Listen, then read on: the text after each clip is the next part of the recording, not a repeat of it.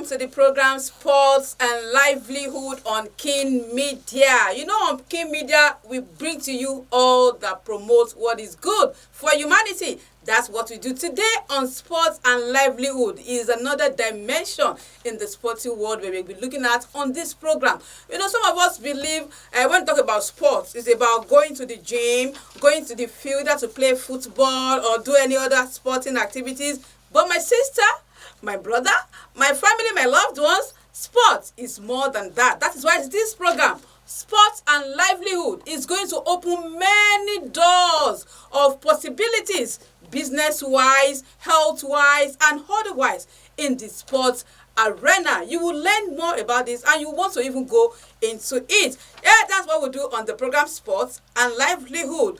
Today, we have an expert who will be leading us through in this world of this sports livelihood we're talking about. My name is Fauzia Salakosoni, and today I have a guest. He is an entrepreneurial expert. He's a sports person. He is Mr. Suraj Olaniyi Abdul Wahab. You know where we have gone to bring him? All the way from KAD. Kaduna, yeah. He is a sports entrepreneur. He is the CEO, Tiwo Sports and Skills Center in Kaduna. He will be opening our eyes to many opportunities that some of us do not even know in the sporting world. You can see today, I'm not wearing my tracksuit. I'm not wearing my jersey because we want to look at those business opportunities in the sports world. So join me. Let's welcome our guest this day to the program Sports and Livelihood on King Media, Mr. Suraj Olaniyi Abdul Wahab. You are very welcome to Sports and Livelihood on King Media. Thank you very much, madam. That was a fantastic introduction. I appreciate it. Thank you. Welcome. Thank you very much. You're welcome. Like I said, this is a program for you to understand sports in a different dimension. Mr. Suraj, you made me to understand that sports is not about playing football alone, going to the gym. You mentioned sports entrepreneurship. When I hear that word, I said sports entrepreneurship. In sports, can you please open our eyes, shed more light on what we say sports entrepreneurship so that our people can learn what this is all about? Thank you very much. You're welcome, sir. Sport is actually a very massive industry. And because of that, we don't really realize that sports is actually a business. What we need to believe is that sports is actually recreation, is actually for fun, is actually for exercise, for fitness. But way beyond that, if you look at football, like you mentioned, you'll see how much people pay to go to the stadium, the TV rights, and a lot of adverts that come through sports. The souvenirs. So there's a huge business in sport. It's unfortunate that in this part of the world we don't really understand, and very few people understand that sport is actually a huge business. You know, if they want to read news in Nigeria, sport news is usually at the back page. So people don't see sport as actually a business, but it's actually a huge, massive business. And there's a lot of money to be made. We can see that the only sport industry that doesn't go on recession is the sport industry. Even during COVID-19, you can see that even at that time, they are still signing and buying players and a huge sum of money. You can see how much of money people in basketball, in other area of sporting activities are, and it's quite massive. It's cut across a lot of opportunities in sports. So here we have a lot of a business in sports. We call them sport business. Why do we call it sport entrepreneurship? Almost every social entrepreneur trying to solve a problem that will impact on young people. Exactly. And our organization, we've realized how much important that we can use sport to solve employment cases. We're going to use it to effect a lot of social change. Now let's take for instance of sports as a way of business. Do you know that you can actually use sport to actually get a scholarship for your children abroad? Yes. If your child is actually talented, rather than telling that child to stop playing, why not encourage the child? Let the child go through the process under a well-organized academy, or where the child can be guided, be tutored, and then with that talent, there are a lot of opportunity for students who are talented in the area of sport, where they can use that to secure, and that will save you a huge sum of money, over $40,000 that you go and pay in school fees abroad. Finland, Scandinavians, Germany, and a lot of other countries in the world, in Europe, in Asia, even in Qatar, they give opportunity for special opportunities for talented sport people. I'm so sorry to interrupt you, Mr. Suraj, because we've always know that we can get scholarship opportunities for academies in schools and things like that. So we can actually get scholarship in the sports world as well for people who are talented. You know, this talent comes from God. So if there is an opportunity for people to get into sports through scholarship. Even if you're not even just going there to do the sport alone, you'll be doing the sport maybe 40%, and you'll be doing your academics. Or you can choose a course of your choice, and then you combine that with the sports. If the sport eventually scale up and you use that as a career, fantastic. And if not, then you come back to your academics. So you can have different courses, even including engineering. I think in 2000, a particular World Cup, Iceland came with about 9 medical doctors to actually play football, dentists among them. Really? So yes, so you can actually use sport, and then that means that your child that have talent in sport can actually use that to save you a lot of money. Okay. So that's some of the things we're looking at. So before you go on, so do we have particular schools, institutions who do this, or are there a particular places people can go to get this opportunity, this scholarship? Yeah, there are. We have a lot of information in this area, in our organizations, and then there are a lot of other opportunities in Europe, in Asia, in America, and even in the Arab peninsulas, even in Dubai, there's a lot of opportunities. And that they are genuine, not fraud. Absolutely. Alhamdulillah. Absolutely. Because one of the things we're looking at is, if we're using it to solve problems, to effect social change, to save people cost, then we shouldn't be using this. It shouldn't be something that will now cause more problems for the families. Absolutely. So it's basically based on, and that will lead me to the next topic. Okay. For you to avoid such problem of fraud, or a lot of people that are actually doing dodgy things, we have been able to register with a franchise organization in Germany called Sports Supreme. They are a sport agency in Germany that relate with about more than 19 countries. Now, if you come in and invest, we bought the franchise. An ordinary person also out there can also buy a franchise with them, and by you buying that franchise, you have access to health information, and they can represent you, and you're sure, guarantee that whatever it is that you're doing it genuinely. As such, in sport, if you buy a franchise, for instance, you don't necessarily have to be playing sport. You just go out. For instance, if you want to become a very good, you want to do your business, you bought a franchise with that organization, and you can find a place where they are playing football. Even if you don't know anything about the football, you can tell if the player is a very good player. All you need to ask is, that player is that guy very good? You talk to the manager or the coach, whoever is in charge. You have a discussion with them. I have also opportunity. You send the video of the young man around abroad, and they scout the player. They can come, or they can do video scouting. With that, they scout the player. If they like the player, business starts, millions roll in. Wow. So sometimes you don't necessarily have to be, the one playing. You don't have to spend, sometimes it's about strategic decisions and knowing the right place to invest the money in. We have so much in sport business. For instance, we design in our organization, we design football pitches, by 5-a-side football pitches. And I tell you that for every 1 hour they play in football 5-a-side, people pay 10,000, 15,000, depending on the location, per hour. So if put in a very decent location, imagine how much rolls in for you if 10 teams play per hour. Sorry, Mr. Suraj, because I'm thinking like a businesswoman now. You can know that in NASFAT, we have in NASFAT, the land is, as you came in through the studio now, you saw the land. Absolutely. How much can we be making on this land with what you have just said now? As I was walking in here, I saw opportunities. Wow. And the opportunity I saw is that we can have a standard, not even 5-a-side, a standard football pitch, where you can actually make you use the field for multi-activities. We have games for sisters that can actually be playing. We can have a female gym settings here.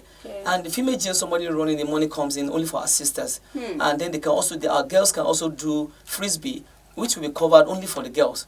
Games, there are so much opportunity for us. Some of those girls can actually go for Olympic. And then the land there, they can also have, I saw some of the properties there that are uncompleted this thing. Those can be we can have 10-5 badminton courts in that environment. people who walk in there, they pay for subscription, they play the game, and they pay. And at the same time, they have a social network, which is also your social net worth. Exactly. Because by the time you connect with people of like mind of businesses, you link up your businesses and it gives you money. You know, it's turned out to become the social net worth. Imagine that you have as massive as NASFAT is, we don't have a playground in this environment.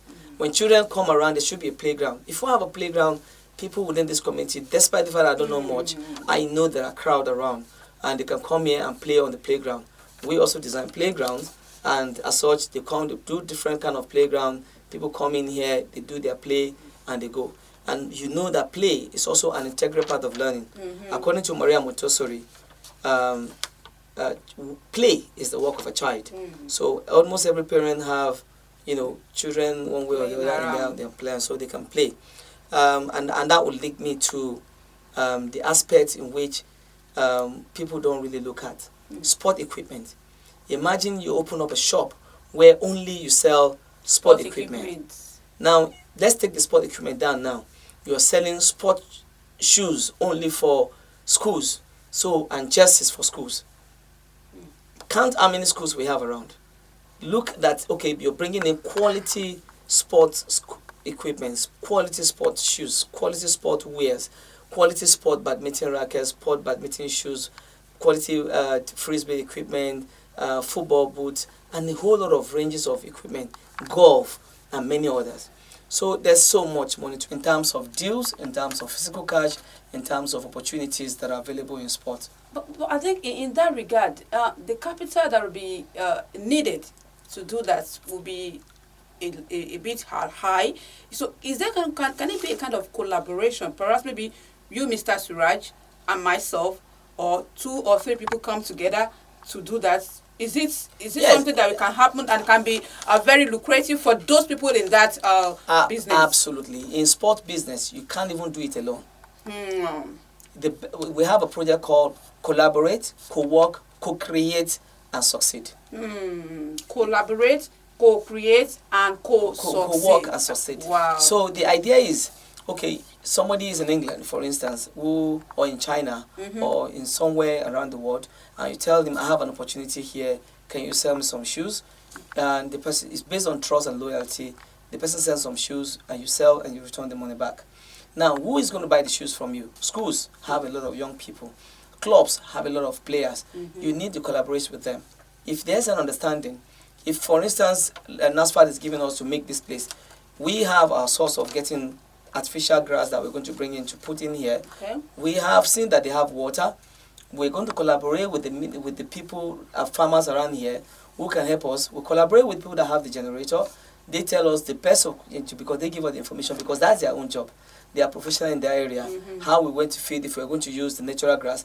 Now, for those people, if you pay 70%, and then we have the people that provide us with the post, 70%, and then at the end of the day, NASFAT give us the opportunity of the land, and we all can collaborate, and at the end of the day, everybody will succeed together. It's the same thing in every aspect of the sporting industry. The program is Sports and Livelihood, and we've been looking at sports entrepreneurship. Like I said earlier on, I thought it's only just to wear my tracksuit, my jersey, my boots, and go to the field and play. But now Mr. Suraj, a sports entrepreneur expert, is telling us that sports as enterprising ways to do it. That's very interesting, because I was saying sports entrepreneurship has opened my eyes to so many things. Now, not just be wearing tracksuit again and be wearing jersey to this. I must look at, okay, the business that I want to do. I don't know if there are other things you want us to know about this sports entrepreneurship. You know, I asked that we can co-work, we can co-succeed and everything. So what else can we do in sports entrepreneurship? Okay, information is key. There are people that they don't even do any other thing. They use the IT to actually just go into the system. For instance, somebody just go and look at the player, ask him, how many goals did you score last time? I scored 5 goals. What is your rate of passes? In football, for instance, get all those information and market the player through IT. Sit down in his own room, put the player out there in the world, and they contact the player and they market the player. So you can market players, you can market products, you can market people. For instance, in transportation, you know, one of the major aspects of sports work all round. In the health sector, if you're a medical doctor, you can, work have in you thought sport. about who manage the money for those big sport people? So if you're an accountant in that area, you can just take sport accounting. At the way of, okay, I want to manage only the sport people, and you are already sure of, be spending to the bank every now and then.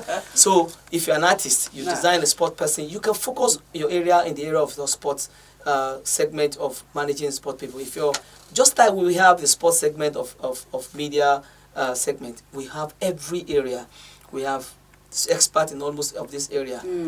But then, there's a whole lot of opportunities. So all we just need to do is to look much more inside, and then if you can contact us too, we can also consult and then help out in that. That is actually what our Kin Media is out to. We are here to promote all that is good. We have found out that there are not job opportunities. There is unemployment. What else can we do? Like my CM always say, think outside the box. What can we do? That is why we have designed this program, Sports and Livelihood. Those opportunities, business opportunities that we can do. Like Mr. Suraj said, he has told us a whole lot of things. If you want to know more about this, continue to follow us on all our Kin Media social media handles and follow this program. Also, Mr. Suraj, I don't know if you grant us, I want you to give your social media handles where we can contact you.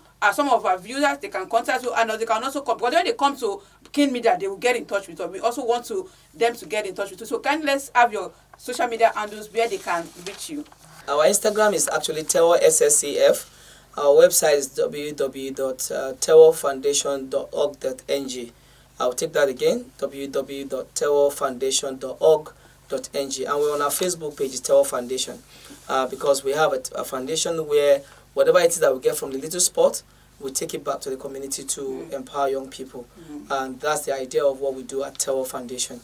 And so we're looking forward to change the world together and then celebrate the good. By God's grace, that is exactly what we want to achieve in Kin Media. That is why we have gone out to, God has made us to meet so that we can collaborate with Mr. Suraj of Tewo Sports and Skill Center. We are collaborating, we are co-working so that we can all co-succeed. So once you can also get to Kin Media and get more information about it. This program will always come to you every week, inshallah, because we want to empower the society, especially our youth. There are a lot of things that we can do so that we won't not be jobless or just be idle, because we know an idle mind is the devil's workshop. And that's what's going to be on the program today on Sports and Livelihood on Kin Media. I so much appreciate your presence and for sharing your wealth of knowledge with us, Mr. Suraj Olaniyi Abdul Wahab, all the way from Kaduna. He's a sports entrepreneur expert. He's also the CEO, Tewo Sports and Skills Center in Kaduna. We say thank you so much, Jazakumullahu Khaira, because in Kin Media, we are here to promote all that is good through Islam, for people to know that Islam is peace and is for the peace and the good of humanity. So till we come your way next week, we say thank you so much again, Jazakumullahu Khairan. I hope one next week call you'll be here to share your wealth of knowledge with our people, especially our youth in Nigeria and beyond. That's what we stand for. And that's Alhamdulillah. We'll be always, once you give us a call, we pray that Allah will make it easy for us. Amen. And our slogan, our tagline is learn, play, and be inspired. Repeat. Learn, play, be inspired. And be inspired. And then repeat the process. Don't stop learning, don't stop playing, and don't stop getting inspired. Thank you very much. You're welcome. That's how it's going to be today. Join us again next week for another fresh episode of Sports and Livelihood on Kin Media, where we promote all that is good. Till that come your way next, thanks to my producer and my Ogbonge cameraman who is with his jersey, his tracksuit and his boot. I hope he's not going to the field. Go and do business in sport, though. Don't only go to the field and play. Fauzia Sanakaso is my name. See you next week. See you on the field.